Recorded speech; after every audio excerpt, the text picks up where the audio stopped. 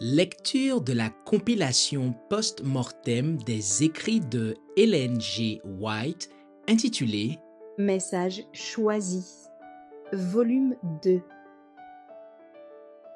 Chapitre 21. Les employés de nos institutions. S'assurer les meilleurs talents.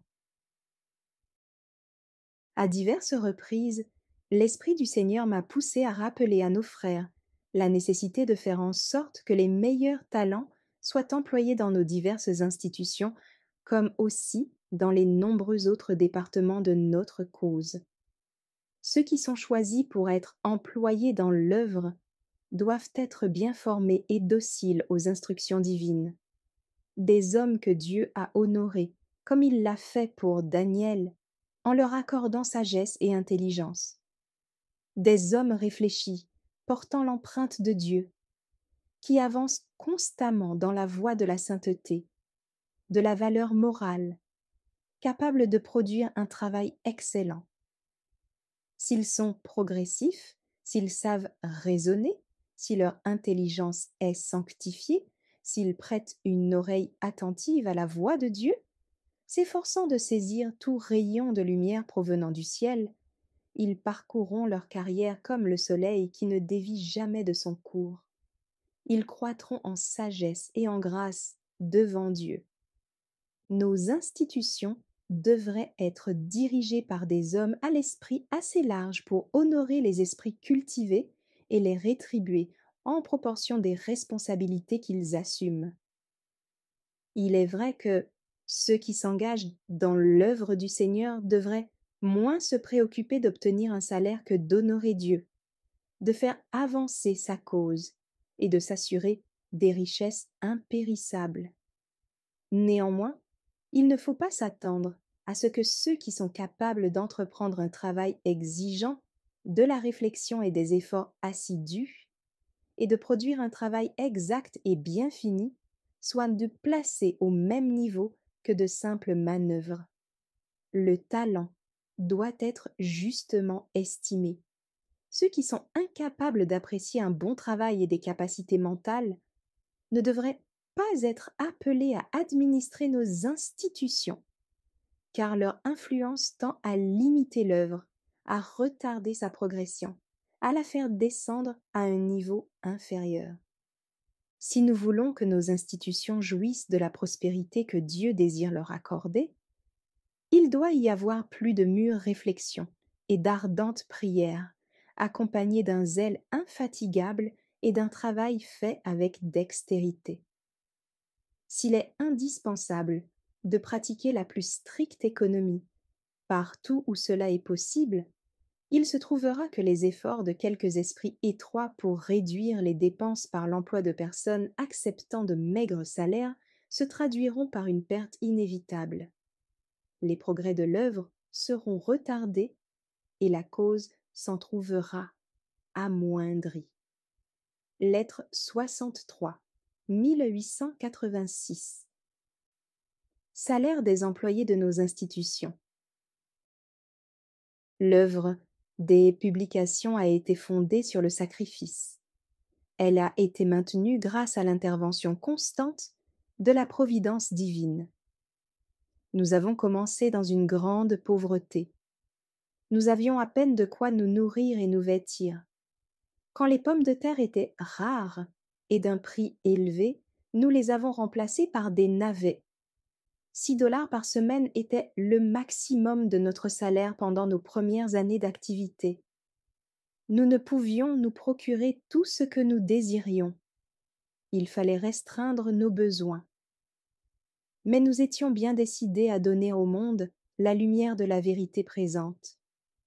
Aussi, l'esprit, l'âme et le corps étaient-ils mis à contribution. Nous travaillions tôt le matin et tard le soir, sans trêve, sans le stimulant du salaire. Et Dieu était avec nous. À mesure que l'œuvre des publications a prospéré, les salaires ont été augmentés, comme cela se doit. Une échelle des salaires équitable. Alors que je me trouvais en Suisse, on me fit savoir de Battle Creek qu'un plan avait été formé, au terme duquel aucun des employés de bureau ne pourrait recevoir plus de 12 $ par semaine. J'ai dit, ceci ne va pas. Il y en a qui devront recevoir un salaire plus élevé. Cependant, personne ne devrait recevoir le double de cette somme, car si quelques-uns seulement puisent si abondamment dans la caisse, cela constituera une injustice par rapport à d'autres. De gros salaires accordés à un petit nombre, cela est conforme aux habitudes du monde, tandis que d'autres, qui mériteraient tout autant, sont desservis, ce qui est une injustice. Le Seigneur veut que des hommes fidèles, qui l'aiment et le craignent, soient employés dans chaque école, imprimerie, institution médicale et maison d'édition. Leur salaire ne devrait pas être fixé d'après les usages du monde. Il faudrait veiller judicieusement à éviter une aristocratie et à maintenir l'égalité selon la loi du ciel. Vous êtes tous frères. Matthieu 23, verset 8. Il ne faut pas que de gros salaires soient exigés par un petit nombre et que de tels salaires soient présentés comme un appât en vue de s'assurer des capacités et des talents. Ceci équivaudrait à placer les choses sur une base mondaine. Une augmentation de salaire entraîne comme conséquence une augmentation d'égoïsme, d'orgueil, de luxe, de complaisance envers soi-même et d'extravagance inutile, inaccessible aux membres de l'Église qui s'efforcent de tout leur pouvoir de payer leurs dîmes et de présenter à Dieu leurs offrandes. Ceux-ci vivent dans la pauvreté. Le Seigneur aime les uns comme les autres, mais les âmes humbles et contrites, qui pratiquent le sacrifice, qui aiment Dieu et s'efforcent de le servir, sont plus proches du grand cœur de l'amour infini que ceux qui se sentent libres de jouir de tous les biens de cette vie présente. Ne pas copier les usages du monde. Bien des témoignages m'ont été donnés pour montrer que nous ne devons pas copier les usages du monde. Il ne faut pas céder à la tentation de saisir tout ce qu'il est possible d'acquérir pour dépenser notre argent en vêtements et objets luxueux, à la manière du monde. Chercher à se plaire à soi-même n'apporte aucune joie supplémentaire. Ces dépenses inutiles se font au détriment du trésor de Dieu, et le déficit devra être comblé par quelqu'un. Les moyens nécessaires à l'édification du royaume du Christ en ce monde se trouvent grandement limités du fait que des hommes dérobent Dieu dans les dîmes et les offrandes. Qu'on ne s'imagine pas un instant que le fait d'exiger un gros salaire donne la mesure de la valeur d'un ouvrier aux yeux de Dieu. Dans le monde, un homme est estimé d'après ce qu'il possède. Dans les registres du ciel, il est estimé en proportion du bien qu'il a fait avec les moyens qui lui sont confiés. C'est en consacrant ses talents entièrement sanctifiés à la gloire de Dieu, dans la crainte et dans l'amour, que la valeur d'un homme sera démontrée. C'est seulement lorsque chacun recevra sa récompense, selon que son œuvre aura été estimée lors du jugement, que l'on saura ce qu'il a envoyé au ciel avant d'y arriver. Des années durant, mon témoignage s'est élevé contre les maigres salaires payés à certains de nos prédicateurs. Les comités de vérification doivent comprendre leurs responsabilités et se montrer animés de l'esprit du Christ. Il y a dans ces comités des hommes à l'esprit étroit, qui n'ont aucune idée du renoncement et de l'esprit de sacrifice exigé d'un ministre de Dieu. Ils ne se rendent pas compte de ce que c'est de quitter foyer, femmes et enfants pour devenir les missionnaires de Dieu et travailler en faveur des âmes comme devant en rendre compte. Un vrai ministre de Dieu offrira sa vie entière en sacrifice. L'avertissement de Salamanca. Plusieurs choses m'ont été présentées alors que je me trouvais à Salamanca, dans l'État de New York, au mois de novembre 1890. J'ai vu se manifester au bureau un esprit que Dieu ne saurait approuver, tandis que quelques-uns acceptent de gros salaires, d'autres reçoivent beaucoup moins, qui pourtant ont travaillé fidèlement à leur poste des années durant. Il m'a été montré à plusieurs reprises que l'ordre établi de Dieu ne doit pas être renversé et qu'il ne faut pas laisser s'éteindre l'esprit missionnaire. Je sais qu'il y en a qui n'arrivent à payer leurs dîmes et à donner des offrandes pour la cause de Dieu qu'au prix de grands renoncements. Ceux qui se trouvent à la tête de l'œuvre devraient agir de manière à pouvoir dire sans rougir: Venez, unissons nos efforts pour continuer dans le renoncement cette œuvre commencée dans le sacrifice. Ceux qui sont placés à la tête de nos institutions ne devraient pas rester en arrière par rapport à nos membres. Ils devraient se montrer économes et restreindre leurs besoins. Manuscrit 25A, 1891. Des dangers prévus en 1890. Je suis inquiète en pensant aux perspectives du sanatorium et de la maison d'édition de Battle Creek, comme aussi de nos institutions en général.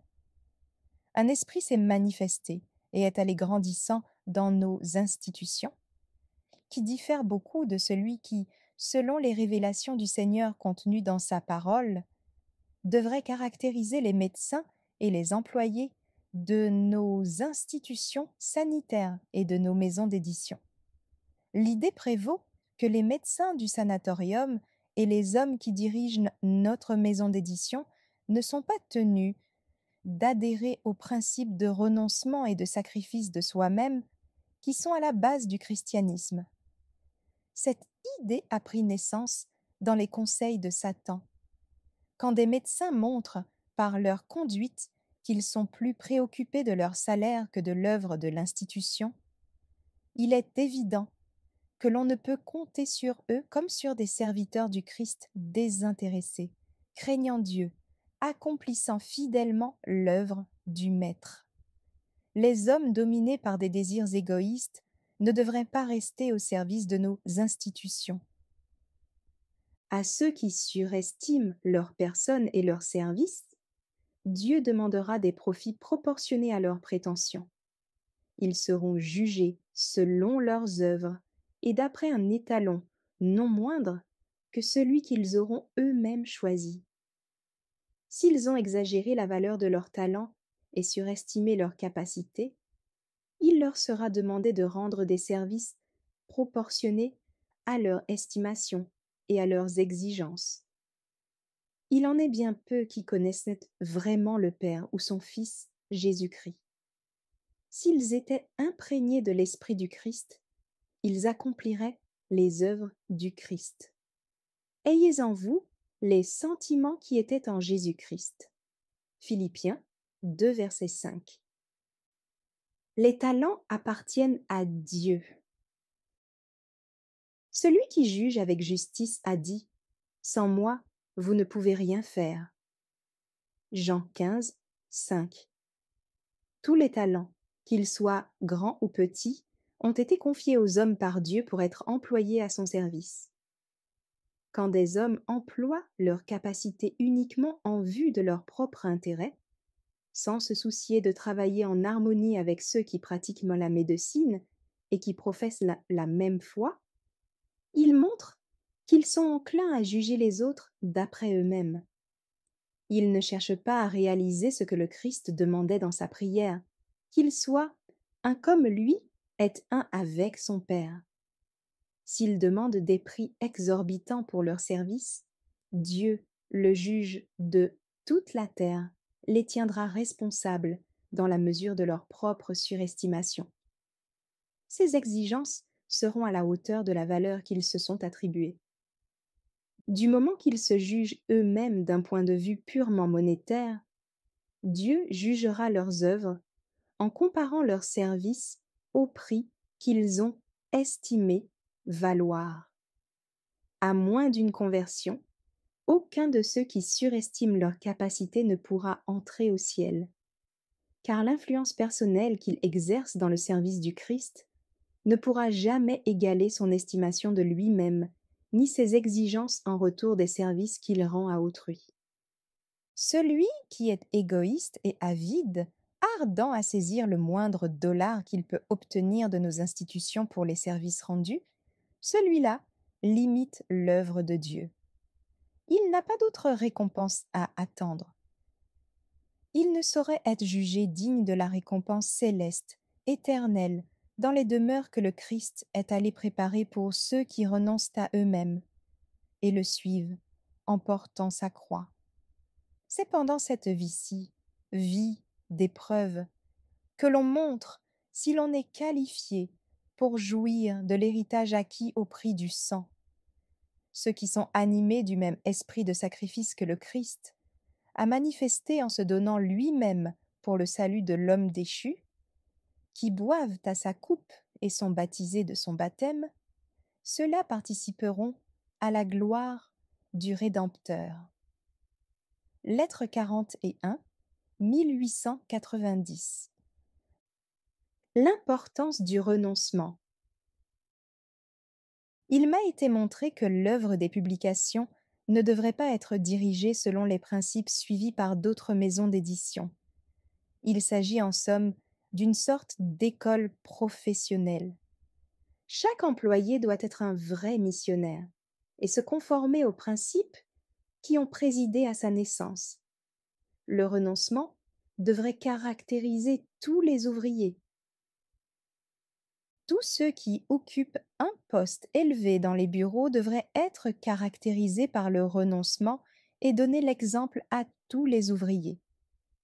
Cette œuvre a été amenée à l'existence grâce au renoncement. Le même esprit doit être maintenu et continuer à se manifester. Il ne faut pas perdre de vue le grand objet. C'est d'un travail missionnaire qu'il s'agit. Ceux qui n'ont pas l'esprit missionnaire ne devraient pas y être occupés plus longtemps. Lettre 5, 1892. Un danger qui menace toutes nos institutions. Paul prévoyait les maux qui allaient survenir dans l'Église, et il déclara : « Je suis jaloux de vous d'une jalousie de Dieu, parce que je vous ai fiancé à un seul époux, pour vous présenter à Christ comme une vierge pure. » Toutefois, de même que le serpent séduisit Ève par sa ruse, je crains que vos pensées ne se corrompent et ne se détournent de la simplicité à l'égard de Christ. 2 Corinthiens 11, versets 2 et 3. C'est du même mal que sont menacées aujourd'hui nos écoles, nos institutions, nos églises. À moins qu'on y apporte un remède, beaucoup d'âmes seront en péril. Un tel pensera mériter des faveurs particulières parce qu'il remplit une tâche qui lui vaudrait un gros salaire s'il travaillait pour des non-croyants. Mécontent, il s'offrira aux meilleurs payeurs. En vue de préserver les principes qui devraient diriger tous ceux qui travaillent dans nos institutions, le Seigneur me charge de dire à tous ceux qui assument des responsabilités : congédiez sans délai tous ceux qui sont dans ce cas, car il y a là un mauvais levain d'égoïsme et de cupidité. Ces gens-là se mesurent à eux-mêmes et se comparent à eux-mêmes. Le plus grand tort qu'on puisse leur causer serait de les retenir, fussent-ils rédacteurs ou administrateurs. Dieu n'est pas avec un tel homme. Vous ne pouvez compter sur lui. Son âme est entourée d'une atmosphère d'incrédulité. Les comparaisons qu'il a faites l'ont amené à user de duplicité. Il se dit : si un tel reçoit une telle somme, j'ai le droit d'en recevoir autant. Il devient sage, au-delà de ce que prescrit la loi, et il détourne de l'argent à son profit, dérobant ainsi le trésor. Dieu assimile ceci au péché d'Achan. Il voit que de tels hommes sont incapables de donner à l'œuvre le caractère qu'elle doit avoir. Ils ne peuvent subvenir aux besoins de ceux qui travaillent dans des champs difficiles et sont obligés de consacrer une partie de leur salaire pour faire face aux besoins de ces champs. Dieu, qui voit chacun de ces cas, jugera ceux qui se mesurent ainsi à eux-mêmes, et dont le principal souci est de recevoir ce à quoi ils pensent avoir droit.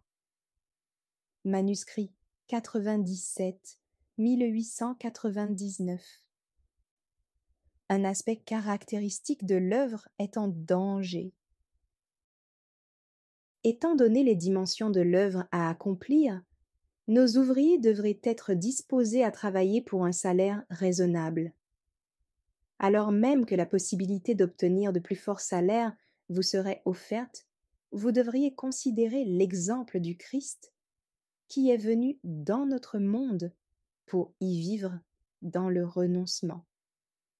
Au temps où nous sommes, il importe de savoir quels salaires sont demandés par les ouvriers. En exigeant et recevant un gros salaire, vous ouvrez la porte à d'autres qui feront de même. Les gros salaires demandés par les ouvriers de Battle Creek ont contribué à détériorer l'esprit qui y règne. 2 hommes ont pris la tête de ce mouvement, bientôt suivis par 3 ou 4 autres. Il en est résulté une attitude qui, si elle avait été adoptée par la majorité, eût détruit l'un des aspects caractéristiques de l'œuvre de ce message. La cause de la vérité présente a pris naissance dans le renoncement et le sacrifice. L'esprit d'égoïsme et de cupidité est entièrement opposé à ces principes. Cela ressemble à une lèpre mortelle qui finit par envahir le corps tout entier. Cela m'effraie.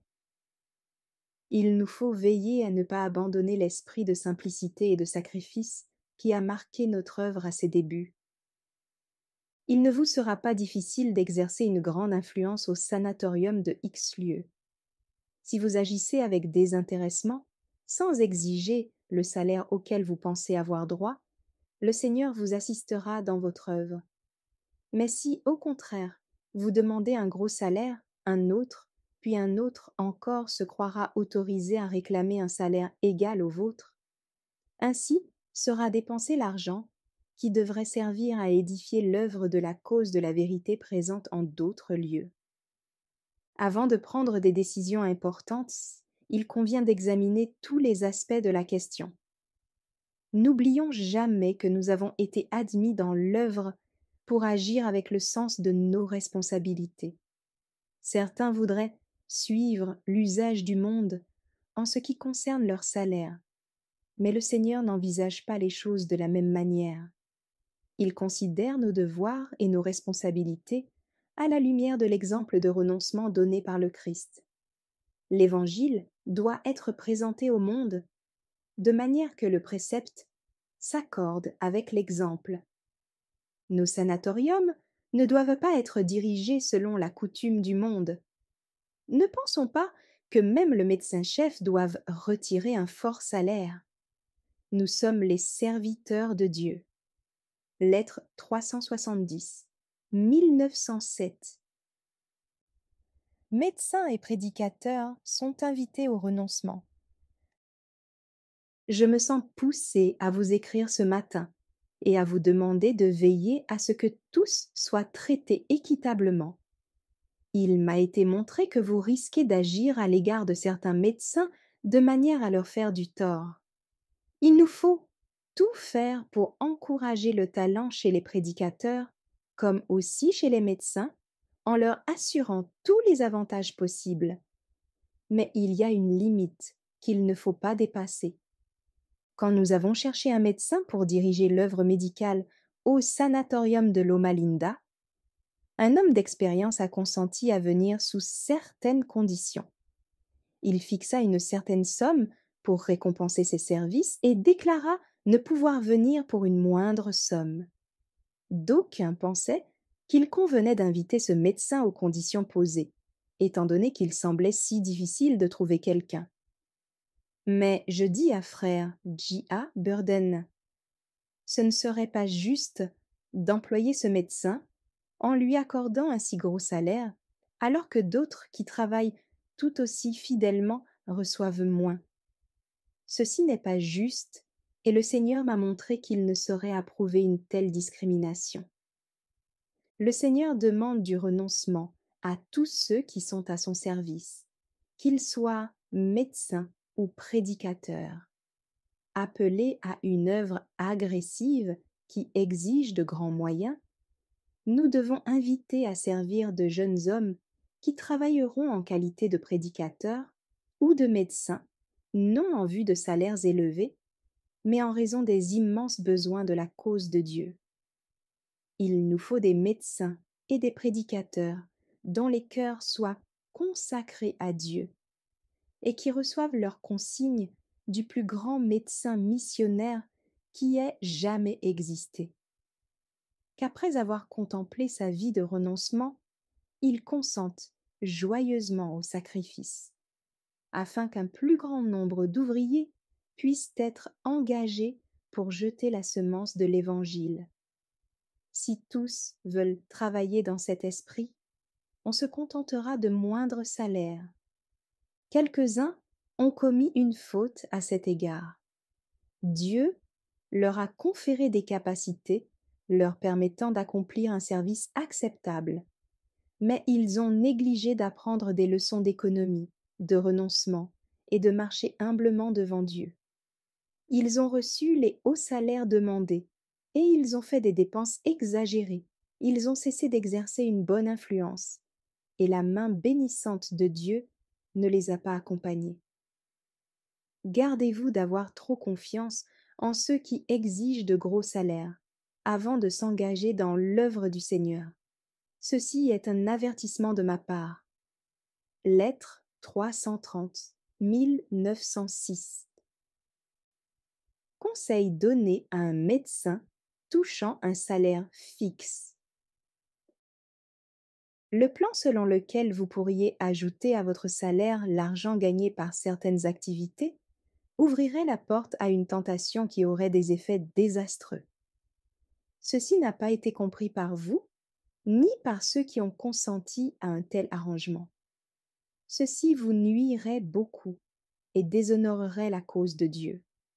Un principe faux est à la base de ce plan.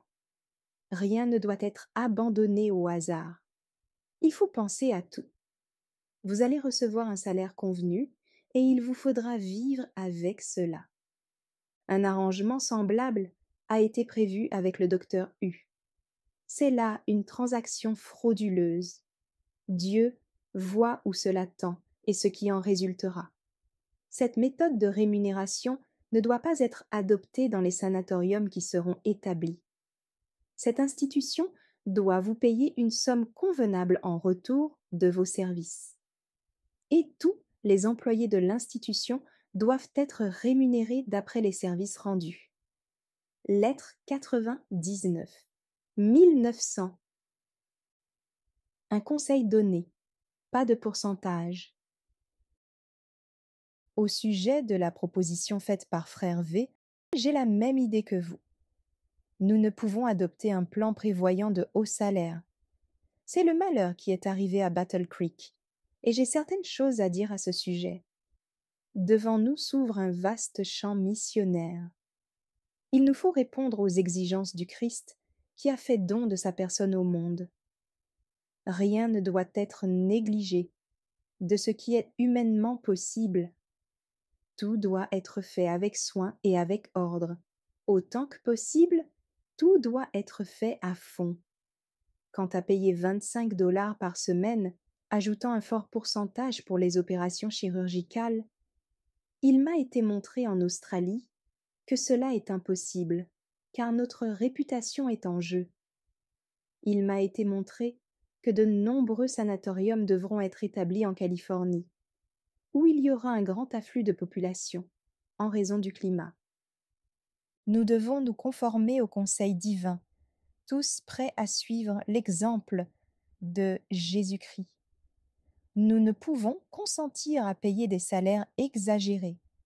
Dieu demande aux médecins qui travaillent sous ses ordres de répondre à l'invitation. Prenez mon joug sur vous et recevez mes instructions, car je suis doux et humble de cœur, et vous trouverez du repos pour vos âmes, car mon joug est doux et mon fardeau léger. Matthieu 11, versets 29 et 30. Lettre 309, 1905. N'exigez pas un gros salaire. J'aurai beaucoup de plaisir à vous voir et à m'entretenir avec vous. Je désire intensément que vous reproduisiez le modèle contenu dans la parole de Dieu. Docteur W, je vous supplie de ne pas exiger un gros salaire. Autrement, votre exemple sera suivi par d'autres. Si nous accordons cela, nous ne tarderons pas à constater que les recettes du sanatorium seront entièrement absorbées par le paiement des salaires et qu'il ne restera rien pour l'œuvre missionnaire qui doit se faire dans les pays étrangers. En m'exprimant ainsi, je sais de quoi je parle. Le Seigneur met son peuple à l'épreuve. Mon mari et moi avons fait cette expérience. Parce que nous n'avons pas demandé un gros salaire, content de travailler dans le renoncement et le sacrifice, le Seigneur nous a comblés de ses grâces. Si vous consentez à pratiquer le renoncement, vous donnerez à d'autres un exemple qui sera une source de bénédiction pour l'œuvre. Dans le travail que vous avez accompli à X lieu, le sermon le plus éloquent que vous ayez prononcé a été la manière dont vous avez vécu en harmonie avec les principes de la vérité au sein de votre famille, donnant des preuves d'une entière consécration à l'œuvre. Je sais qu'il en est bien ainsi. Il devrait y avoir plus d'égalité entre le salaire du médecin et celui du prédicateur. On s'attend à ce que nos prédicateurs donnent l'exemple de la libéralité aux membres d'Église. Ils devraient par conséquent recevoir un salaire leur permettant de faire de nombreux dons. Lettre 372, 1907. Folles dépenses et influences. Nos prédicateurs, nos médecins, nos enseignants, nos colporteurs devraient se livrer entièrement à Dieu, esprit, cœur et âme. Ce ne sont pas des vêtements, des demeures luxueuses et une vie dispendieuse qui marquent le caractère de l'œuvre, mais un esprit doux et paisible a du prix aux yeux de Dieu. La religion ne rend pas dur et rude. Un vrai croyant, conscient de sa faiblesse, s'observera attentivement et placera sa confiance en Dieu. La vraie piété chrétienne ne s'obtient pas par force. Elle jaillit d'un cœur honnête. Dieu a besoin d'hommes de prière, minutieux et à l'esprit pratique. Ce n'est pas un extérieur dispendieux qui grandit quelqu'un aux yeux de personnes sensées. Il n'est pas juste qu'un médecin fasse de folles dépenses pour exiger ensuite des sommes exorbitantes pour de petites opérations. Dieu voit toutes ces choses sous leur vraie lumière. Manuscrit 34, 1904. Une entrevue importante au sujet des salaires des médecins. Au matin du 4 décembre 1913, les frères dirigeants de l'Union des fédérations du Pacifique ont conféré avec Madame E.G. White chez elle, à Elmshaven, au sujet de la rémunération qu'il convient d'accorder aux médecins travaillant dans nos sanatoriums. Un rapport sténographique de cette entrevue a été conservé, accompagné de cette note écrite par Madame White. Ce rapport est correct, et je répète ceci pour que d'autres en tirent profit. Veuille le Seigneur nous aider, nous instruire et nous diriger à chaque pas dans nos difficultés. On donne ici l'essentiel de ce rapport. Les compilateurs. Présents: Ellen G. White, les pasteurs F. M. Burg, G. W. Reiser, W. M. Adams, J. H. Behrens, C. L. Taggart, A. G. Christiansen, W. C. White. En plus, C. C. Chrysler. Après les présentations et les salutations, le pasteur W. C. White a dit, entre autres choses: toute la journée d'hier a été consacrée à examiner les questions intéressant nos diverses écoles, situées dans les territoires de l'Union des fédérations du Pacifique. Dans ces écoles situées à Anguan, Lodi, Fernando, Armona et Loma Linda, nous avons de 6 à 700 étudiants. Nous avons trouvé des sujets d'encouragement dans cet examen. Aujourd'hui, il s'agit d'examiner les problèmes du sanatorium, en particulier la question des salaires que nous devrions payer à nos médecins et à nos chirurgiens. Nous avons dans notre sanatorium de X lieu un médecin craignant Dieu et jouissant de la confiance de tous ses confrères. Un homme dont Dieu a grandement béni le ministère en faveur des malades. Il désire rester, et chacun désire qu'il reste. Il pense pouvoir rester si ses frères consentent à lui offrir le double du salaire moyen accordé à nos ouvriers. Il aime à donner généreusement, et il voudrait être en possession de fonds, lui permettant de vivre et de faire des dons. Nous sommes très perplexes et serions heureux de savoir si vous avez quelques lumières sur ce sujet. Sir White, si on lui accorde beaucoup plus qu'aux autres médecins, ceux-ci penseront qu'ils sont en droit d'exiger aussi une augmentation. Il nous faut agir avec prudence et sagesse et ne pas permettre que les salaires montent si haut qu'il en résulte une tentation. Il y aurait plutôt lieu de diminuer les salaires des médecins si l'on pense à l'œuvre immense qui doit être accomplie. À moins que le Seigneur ne vous donne des instructions précises, il n'est pas à conseiller de donner à un seul beaucoup plus qu'à d'autres qui font le même travail, sans quoi ceux-ci se croiront en droit d'exiger eux aussi les mêmes salaires.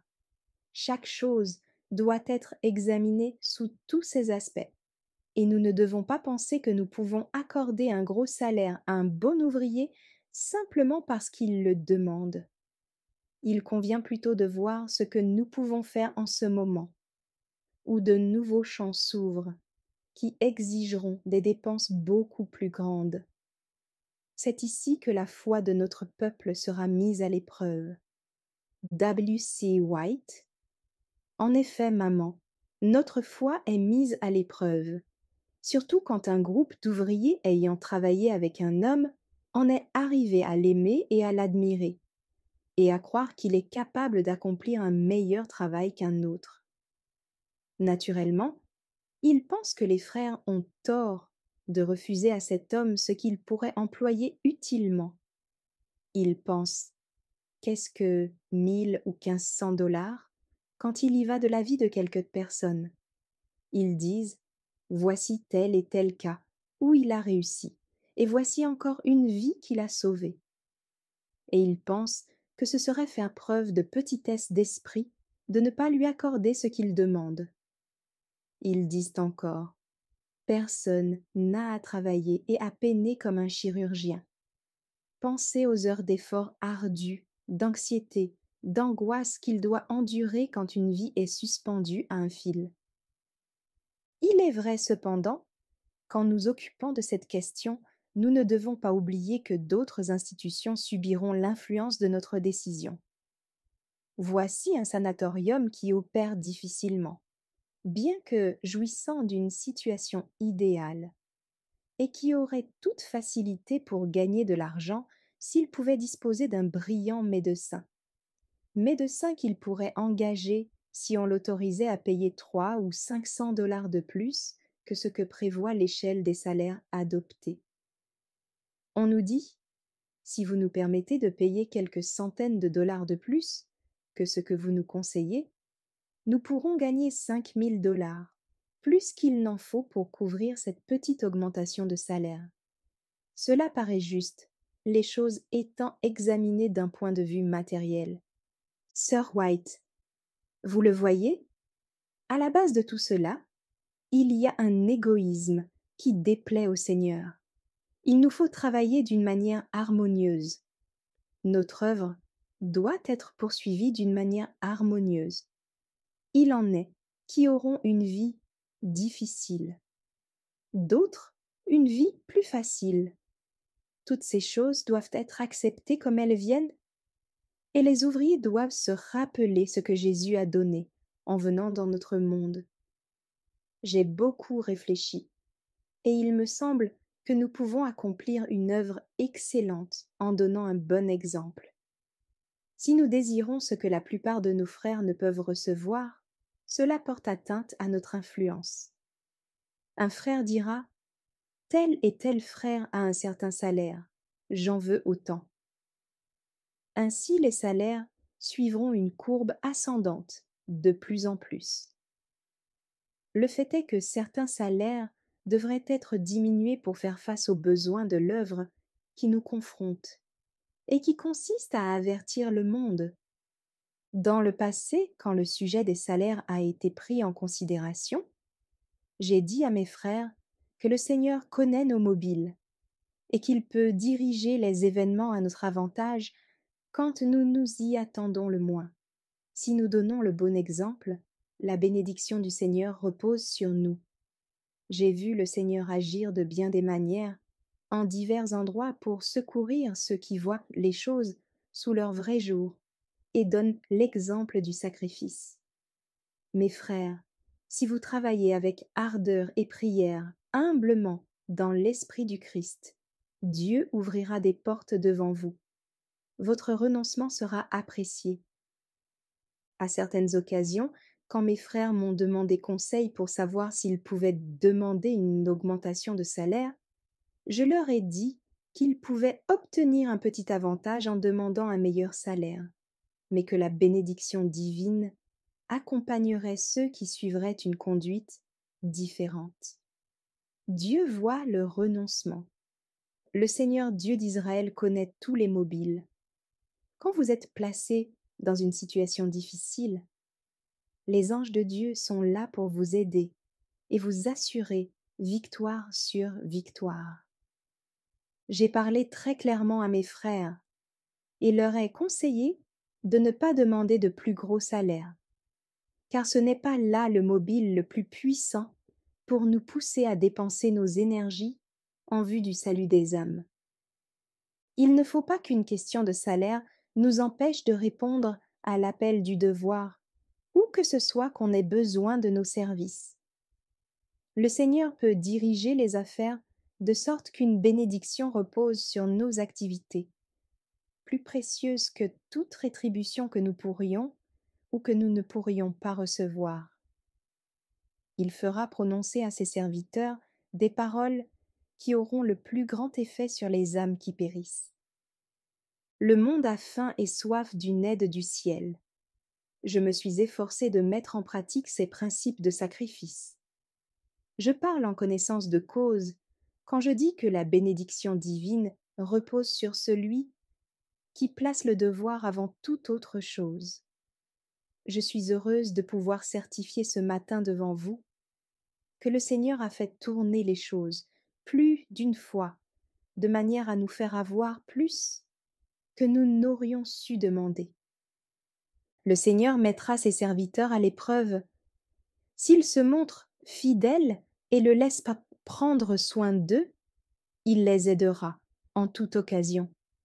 Ce n'est pas en vue d'un salaire que nous sommes collaborateurs de Dieu. Bien sûr, mes frères, il vous faut un salaire qui vous permette d'entretenir votre famille. Mais si vous fixez la somme que vous devez recevoir, vous risquez d'être une pierre d'achoppement pour quelqu'un qui n'a pas les mêmes dispositions à la générosité que vous, et il en résultera de la confusion. D'autres penseront qu'ils ne sont pas traités sur un pied d'égalité. Vous ne tarderez pas à constater que la cause de Dieu est entravée, chose que vous ne désirez nullement. Vous désirez voir prospérer la cause de Dieu. Par votre exemple comme par vos paroles, vous devez montrer d'une manière lumineuse que la vérité engendre le renoncement quand elle est reçue dans un cœur.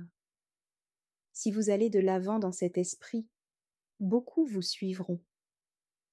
Le Seigneur désire que ses enfants agissent avec le renoncement et l'esprit de sacrifice qui donneront la satisfaction d'avoir accompli le devoir parce que c'est le devoir. Le Fils unique de Dieu s'est livré à une mort ignominieuse sur la croix. Allons-nous nous lamenter au sujet des sacrifices qui nous sont demandés? Au cours de mes heures d'insomnie nocturne, j'ai supplié le Seigneur d'empêcher nos frères de promettre d'aller ici ou là à condition d'obtenir une augmentation de salaire. S'ils partent dans un esprit de sacrifice, se confiant en lui, le Seigneur les soutiendra par sa puissance, dans leur esprit et leur caractère, et leur assurera le succès. À l'avenir, plus encore que par le passé, notre œuvre devra être poursuivie dans le renoncement et le sacrifice. Dieu désire que nous remettions nos âmes entre ses mains afin qu'il puisse se servir de nous de diverses manières. Ces questions me préoccupent beaucoup. Mes frères, marchons avec mansuétude et humilité et donnons un exemple de sacrifice à nos associés. Si nous faisons notre part, Dieu ouvrira devant nous des chemins inattendus.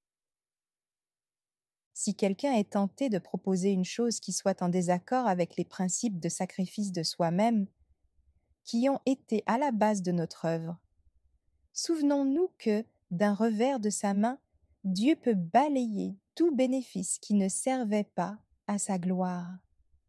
Manuscrit 12, 1913.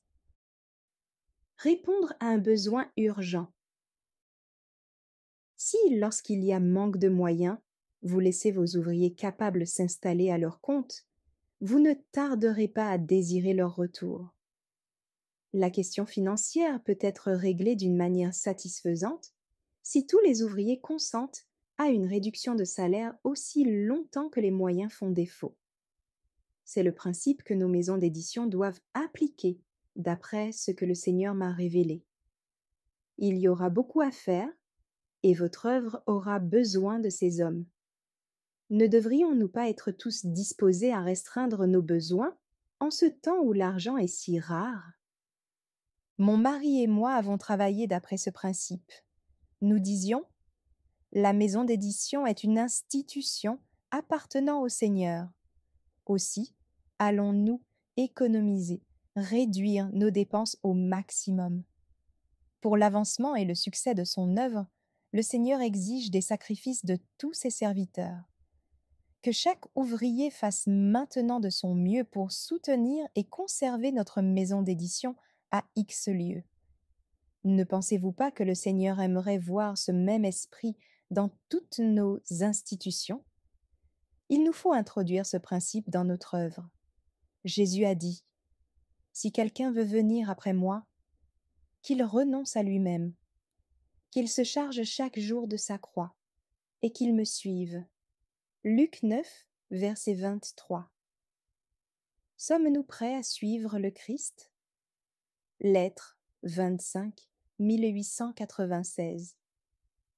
Nos institutions doivent être placées entièrement sous la direction divine. Elles ont été établies grâce au sacrifice. Et ce n'est que dans le sacrifice qu'elles peuvent poursuivre leur œuvre avec succès. Lettre 129, 1903. La sagesse humaine éloignera du renoncement et de la consécration, et inventera bien des moyens d'ôter leur efficacité au message de Dieu. The Review and Herald, 13 décembre 1892. Merci d'avoir écouté cette lecture.